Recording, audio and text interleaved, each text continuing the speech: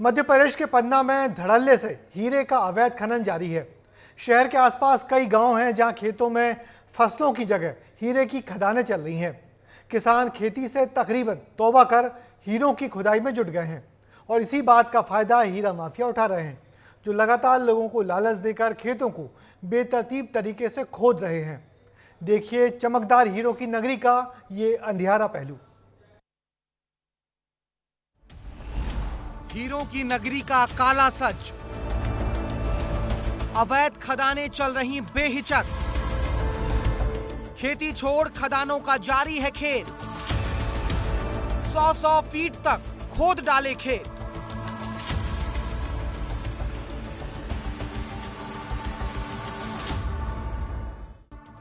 हीरों की नगर पन्ना की धरा बेहद उपजाऊ है। ये रातों रात रंग को राजा बनाने की ताकत रखती है। जमीन के गर्भ में बेशुमार हीरे हैं, जिनकी तलाश के लिए लोगों ने खेती से भी अब तौबा कर दिया है। लेकिन इसका फायदा हीरा माफिया उठा रहे हैं। किसानों को लालच दिया जाता है और फिर उनकी जमीनों पर खेती के बजाय हीरे की खेती यानी कि खदानें शुरू कर देते हैं, जहां नियमों को ताक पर रखकर खेतों की खुदाई की जा रही है। दरअसल पन्ना में किसान अपने खेतों को ठेके पर दे रहे हैं। हीरा मिलने पर 30 से 35% कमीशन मिलता है। कमीशन के अलावा पार्टनरशिप भी करते हैं।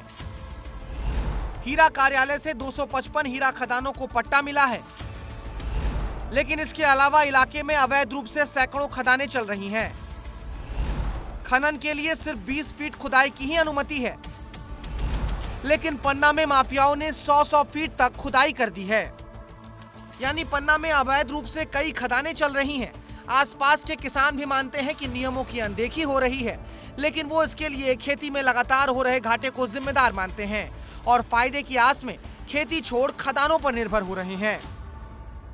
हमारी 80% खेती लागत खड़ी नहीं हो रही है, तो अब कैसे क्या भरण पोषण करें परिवार का या समाज का, किस तरह से अपना उत्थान करें।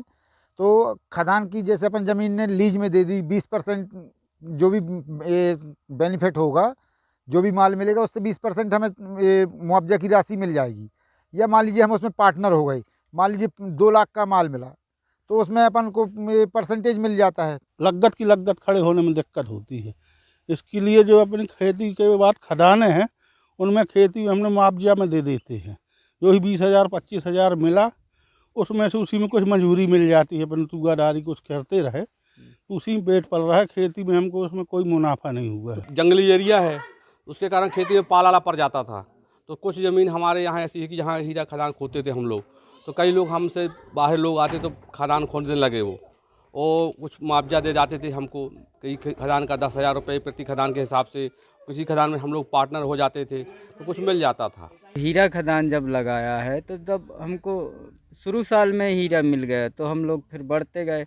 ऐसा करके 14-15 हीरा मिल गया। तो अब भगवान की कृपा से, किशोर जी महाराज की कृपा से बहुत अच्छा बन गया। अब क्या है, अब खेती थोड़ा बंद करके अब जहाँ खेती नहीं होता वहाँ पे अपन अब खदान लगाते। खेती में तो हमेशा छोटा किसान का फायदा इतना ही होता है, ये 1 का 2 बनता है। किस्मत आजमा रहा है कि शायद कुछ बन जाए, बाल बच्चों का भविष्य खेती और अच्छे से हो जाए, बोर करवा लें हैं, तो इसलिए खदान में लगे हैं। और खदान में ईश्वर ने चाहा तो चलो ठीक, इस वर्ष चाहा तो अच्छा मिल गया। इधर जब हमने कृषि विभाग के अधिकारियों से बातचीत की तो उन्होंने माना कि किसान हीरा खदानों की तरफ मुड़ रहे हैं, लेकिन वो इसके लिए खेती में नुकसान की बात से इनकार कर रहे हैं। उनका मानना है कि फायदे की लालच में किसान खदानें शुरू कर रहे हैं। घाटे की नहीं है, कहीं कहीं की ज़मीन थोड़ा सा पथरीली है और पथरीली होने के कारण वहाँ पे उत्पादन उतना नहीं आ रहा है। तो किसान भाइयों का रुझान जो हीरा यहाँ निकल रहा है लगातार, इसलिए जहाँ आमदनी ज़्यादा होती है किसान उस तरफ मूव करता है। और खेती का तो ऐसी अभी कोई समस्या है नहीं कि जहाँ भारी कम उत्पादन आ रहा है तो किसान परेशान है। ना तो कृषि विभाग किसानों को जागरूक कर पा रहा है और ना ही हीरा कार्यालय और खनिज विभाग के अधिकारी भी कोई कदम नहीं उठा रहे हैं, जिसका नतीजा है कि किसानों को लालच देकर अब हीरा माफिया उनकी जमीनों को खोखला कर रहे हैं। 20 फीट के नियम को दरकिनार कर 100 फीट तक खुदाई की जा रही है। ऐसे में सवाल यही है कि आखिर हीरा माफियाओं के हौसले कब तक बुलंद रहेंगे या फिर हीरा खदानों का कारोबार अधिकारियों की मिलीभगत से ही चल रहा है। पन्ना से विस्तार न्यूज के लिए सौरभ साहू की रिपोर्ट। हीरे मिल रहे हैं, ये सच है, लेकिन अब किसान खेती छोड़ रहे हैं और कृषि विभाग मूक दर्शक बनकर देख रहा है। वहीं हीरा कार्यालय, खनिज विभाग खेतों में चल रहे अवैध खनन को रोकने में जरा भी दिलचस्पी नहीं दिखा रहे। अगर ये सब यूं ही चलता रहा तो जमीन खोखली हो जाएगी, जहां ना फिर हीरा मिलेंगे और ना ही ये जमीन खेती के लायक बचेगी।